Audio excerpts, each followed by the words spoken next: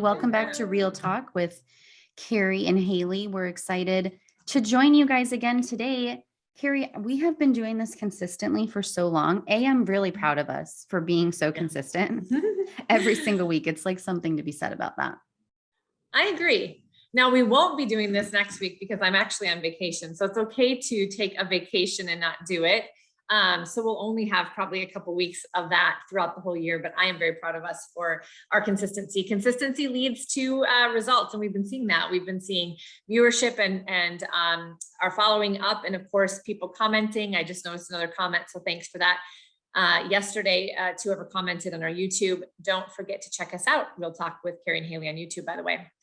And so last week we were talking about how to identify if we're pouring into the wrong people and like the detriment that does. And then that brought up something towards the end of our conversation, like it seems to always do, which was, how do we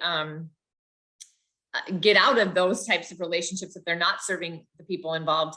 But in general, it was about how do we just make sure that we are just working with our people in the right way possible, or the best ways possible for the most success. And we came up with communication.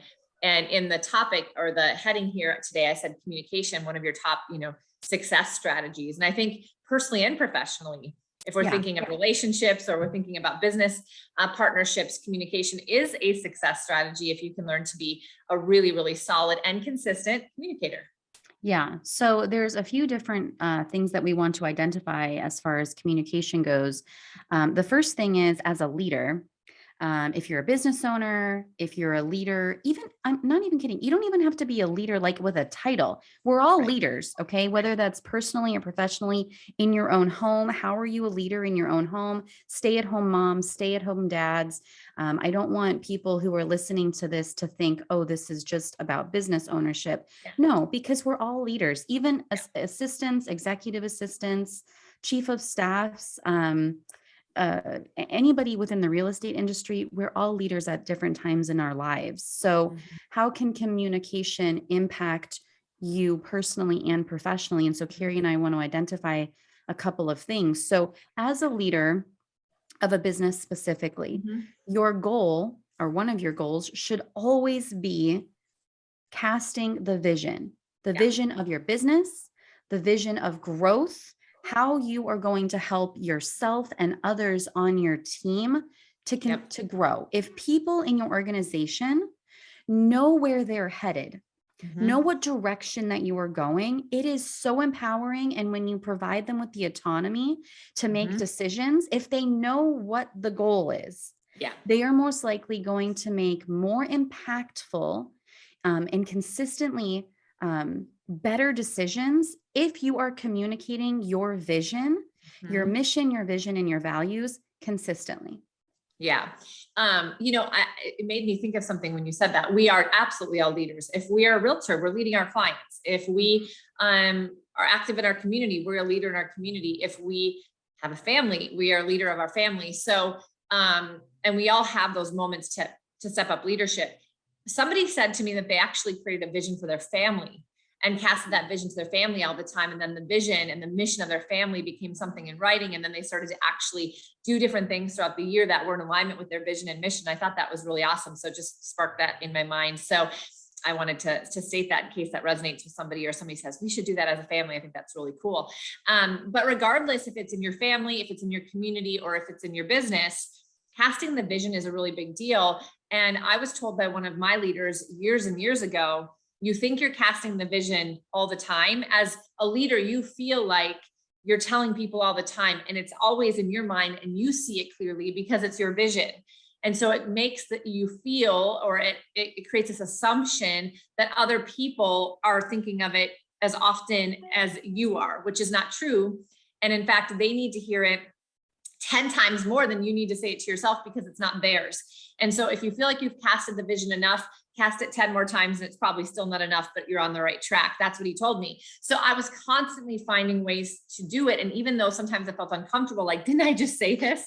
Like, I feel like I'm just really, beating a dead horse here. Sorry, for lack of better words, but it wasn't. People didn't feel Mhm. that way. I felt that way. That was my own feeling and limiting belief, but Right. people didn't feel that way. And finally they started to catch on. So I think it's important to realize, number one, that you have to do it more often than you think, and that you might want to do it in a variety of different ways, because people will receive the vision in different ways based on who they are and how they like to communicate, how they receive communication, how they learn, how they remember things. So in writing, in video, in person, all the things is probably really important.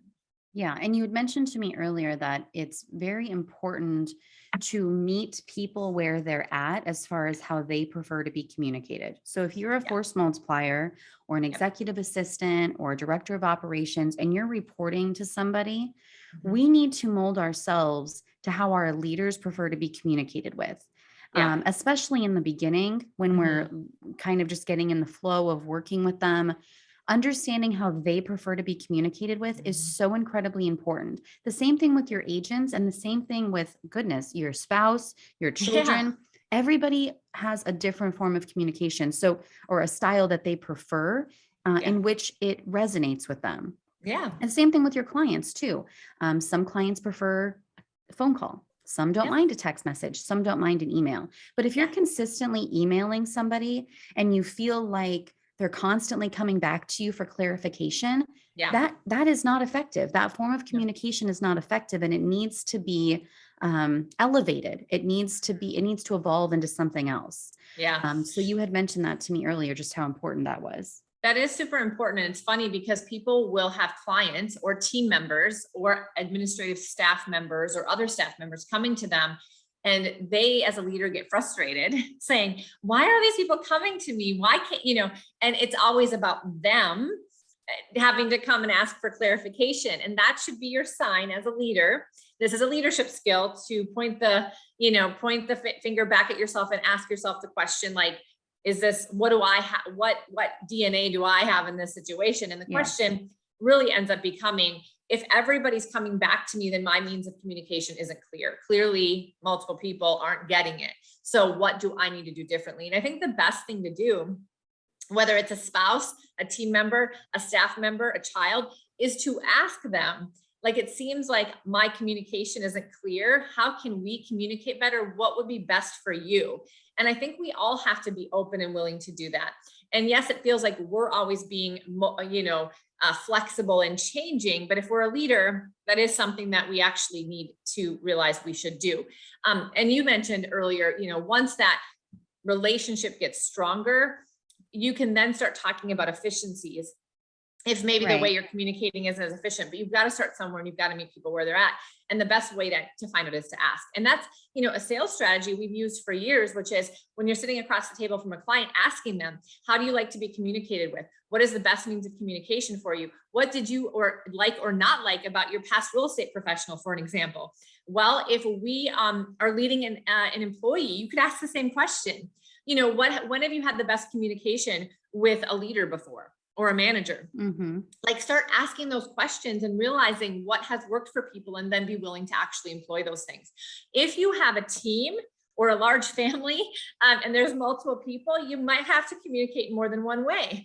And that's just life. And so you've just got to get a system around that. For me, when I've got five grown kids now, because including my soon to be, daughter-in-law, we have 7 of us in a group text, because our kids are not like going to do a Facebook group, right? They don't even go on Facebook. They aren't going to pick up their phone if we call them. And so it is efficient, and they actually listen to or respond to text messages. So that's how we do our family group text or communication. But your team might prefer a group text. They might prefer a Facebook group. They might prefer something else. You might have to send videos, because people are just not reading your emails, and they want to hear you, and they will listen to that when they're driving to and from appointments. So I guess the whole point here is, are you looking at your communication strategies? Are you listening to the feedback that you're getting? And are you doing something about it? Because it's really, really critical. Yeah. And the last thing I want to point out too is that you might not always get the feedback that you need. The Mm. feedback might not be verbal. The Yeah. feedback might be someone shutting down. Yep. The feedback might be that you're losing agents. Yeah. The feedback might be people are avoiding you, Mm-hmm. or they're turning away, they're shutting down. I mean, we need to pay attention to those things. Mm-hmm. They're getting frustrated. Yeah, they're getting frustrated. I mean, the reality is that most of the time we have to look inward. Yeah. And we have to ask ourselves, is there something that I am doing that is impacting the culture of my business place? Yeah. Why are people shutting down? Or is this a consistent pattern? Mhm. And it might not always be you, but it's really important to self-reflect. It Yeah. really is, especially as a leader in your home, leader Yeah. in business, even with your clients. Yeah. And we do have difficult clients, don't get me Mhm. wrong. Yeah. But it's just so important to have that self-awareness Yeah. and to be humble enough to say, is it me? Yeah.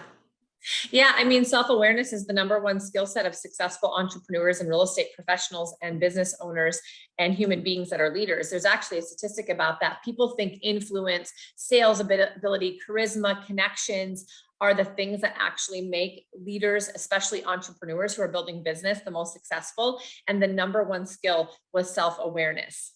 Why Mhm. is that? Because if you're not self-aware, you will never be able to meet people where they're at. You'll never be able to develop strong relationships. You're not going to be able to, be efficient and effective in your communication. And communication is a top success strategy. So in life and business, if you're struggling with communication, I think it's always a good idea to turn it back around, ask yourself some great questions, try some new things, be open to realize it might be you and it's okay. You just need to make some changes. There's really no right or wrong, right, Haley? It's just about, it's got to be right for the person or that relationship. So it's not like you're wrong because you communicate in this way. It just Right. isn't working. Right. So, just like anything, if something doesn't work, you work to fix it. And that's the same thing for ourselves as leaders. We should be in that same mentality. Communication is key. It's going to lead to success in your organization, growth, productivity. It empowers your people to go be the best version of themselves. Clarity is power. The number one stressor, and this was also a statistic I read. If you ever read the book Living Forward, they have a lot of great statistics about retention and employee engagement and so forth. Living Forward by Michael Hyatt's great book. They talked about the number one stress in a position where people are actually saying they're stressed out in their job is lack of clarity, not knowing what they're supposed to be doing or Yes. where they're going in order to make the right decisions. It's the number one reason people get stressed out. So if people are leaving you, it's because they don't have the clarity they need. They don't have the communication.